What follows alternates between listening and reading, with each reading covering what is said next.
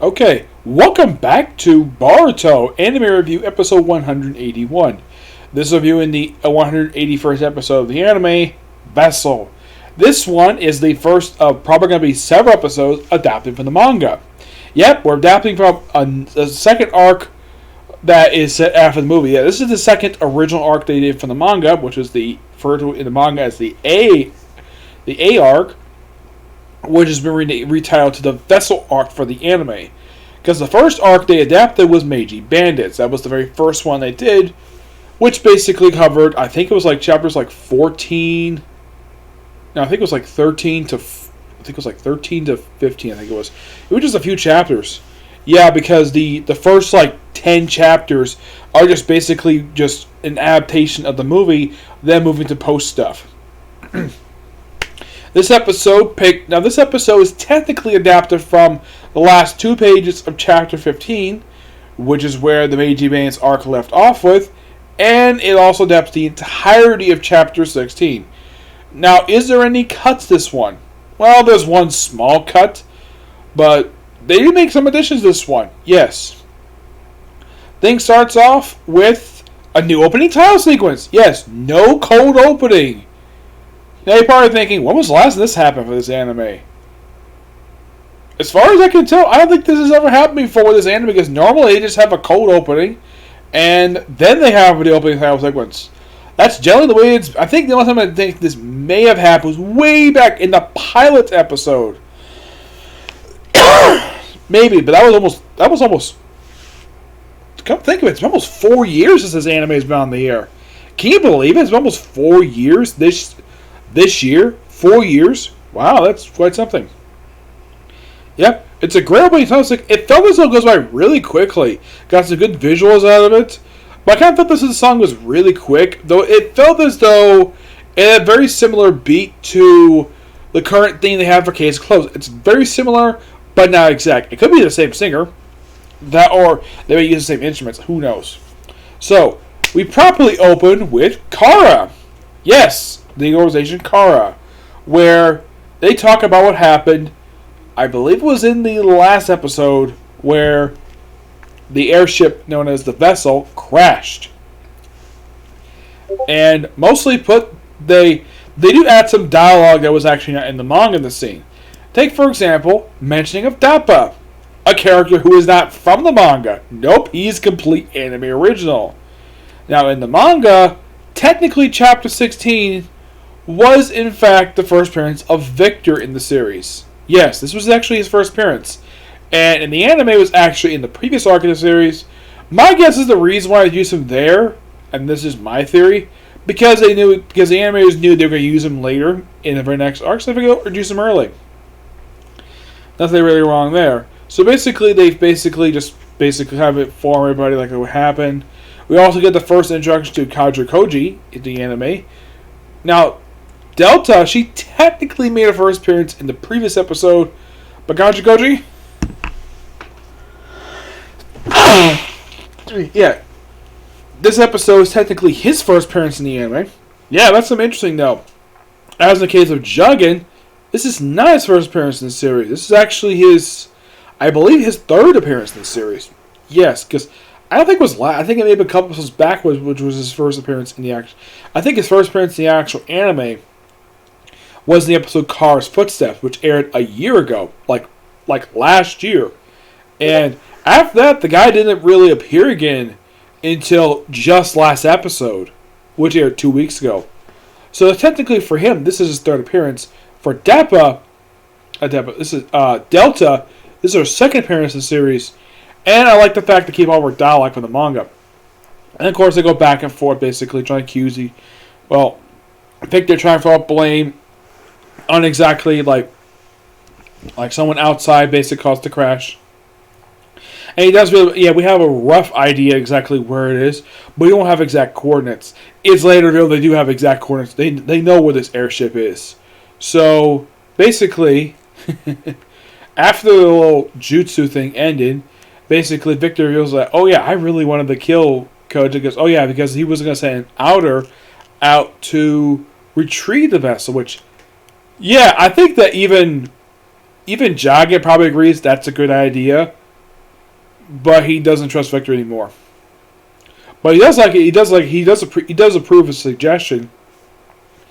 And Kaja points out though that, well, how should I put this? He basically now's a good time to use some violence, even though they probably want to stay hidden. And Jagan agrees. He says, "I'm of the same opinion." So, and then I don't know who this other guy in the cloak is. I know it's not Armando. I don't remember who this guy is, but he basically just chews out Victor, and the thing ends, and then Victor just opens up his floor, like plans. Oh yeah, I really want to kill Kajin, and he shows off his bug that he got from that he basically used last episode to retrieve information about the vessel, and then there's actually a slight change here. Yes, there is a change. You see, in the manga, when Koji first showed up, he was outside of this couch that Victor's got in this little shack he's got here. In the anime, he's actually on the other side of it, standing right behind him. Oh yeah, and also he had this really cool thing, which actually is not from the manga. It's a thing where apparently he lifts the carpet up, and there's a safe there, and there's this bug. Oh, and what does Kajin do for planning to kill him? He kills Victor the same way as the manga. Throws a kunai at him, and then he burns him to a freaking crisp. Oh yeah, your regeneration jutsu won't work anymore. So he kills him. Yes, this is an appropriate time to kill him because this is the chapter he died in, chapter 16. Which I think the animators must have realized their mistake when they apparently killed off Victor in the, I think it was like second or third to last episode of the previous arc. I realized, oh crap, he's actually in the very next arc. So let's just basically kind of change it where he actually survived. This motherfucker clearly looked like he died. Yeah, he clearly looked like he died. We got eaten up by the freaking the divine tree. Yep. Also, after this we see Armando with the head of Dappa, and what is probably going to be his last appearance in the series. Yeah, they basically, apparently Armando regenerated the guy's brain despite the fact that Dappa's dead. And they regenerated him. They says, oh yeah, I got all the mission I wanted out of him. And Koji's like, Jagan's like, just kill him. And he kills him. And Dappa is shocked about it. So meanwhile, though, at the Hidden Leaf Village, we actually have the sparring match that was actually promised last episode, where they make some additions to the scene. Now, the scene itself was played exactly the way it is in the manga. They make one small little cut, basically, well, I'll get that in a minute, but they actually added in like all the current characters who's been appearing in the anime since the series started. Like, everybody is there. Not only the current Team 10, they also have Metal Lee's team, and they also add Sasumari's team, who is actually their sensei is Hanabi. And they have basically a few other characters here and there who actually appeared in the series throughout most of which I do appreciate the anime. They must have realized, though, that they're at this particular place, and there's nothing that says these characters were not here for this particular moment. I mean, yeah, these characters don't have a dialogue, but it's great to see them, especially the samurai woman, which has been a while since we last saw her. I don't know. She might be appearing in the very next arc of the series. Who knows? So, and then we have also, yeah, Naruto's using the prosthetic hand he got last episode against Boruto. And the fight itself between the two of them is so good and spot on exactly like what happens in the manga. I don't think it's much a change. They do mention that Boruto can't use the highly compressed for Sengon. He can't use that because that will ruin his arm. Okay, fine. I mean, there's probably a reason. Now, my guess is not, in the universe, there was a good reason, but my guess is the reason why he doesn't use this episode, because he doesn't use the move in the manga. Yeah, he doesn't use it. So, they probably wrote that in there because he does, even though, yes, he developed this new jutsu for the actual anime, he doesn't use the manga, so write it off as basically he'll use it a couple times and just not use it again.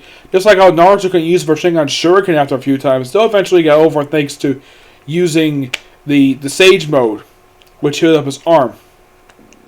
Yeah. So, and it's an awesome fight between Boruto and Naruto. I mean, the thing ends basically with, okay, we have Naruto with Mud Wall, something now, he probably thinking, did he use the manga? Oh, yes, he did. I mean, the fight itself is pretty much spot on to how it was presented in the manga. They did make a slight cut here. Like, they show Naruto using his hand basically stick to the wall, and then he sneaks up behind Boruto, kicks it, and the match ends there. Now, they don't show the other side of the wall where because it was after when Boruto sees the hand missing, they don't show the other side of the wall where they show the other half of it. I'm not really sure why they cut this for. Probably because they want people to get grossed out by seeing a hand, like the other side of a hand. That's probably the reason why they cut it out. So, it's explained later on in Naruto's office that this was made by Kasumi. Yeah, he's a scientist from the Chunin exam arc. He made this device, and it's based upon Momoshiki's absorption jutsu that he used in the Chunin exam arc. But the thing is, even though it can absorb jutsu, it cannot release it. Which is quite interesting because he used the actual arc itself, in the actual chapter itself. And the thing is, Boruto doesn't like the fact, the fact they're dangerous. Of course, Sasuke appears here too. And he says, oh yeah, that's one aspect of them, but what you said, was that part is true, but they can be useful.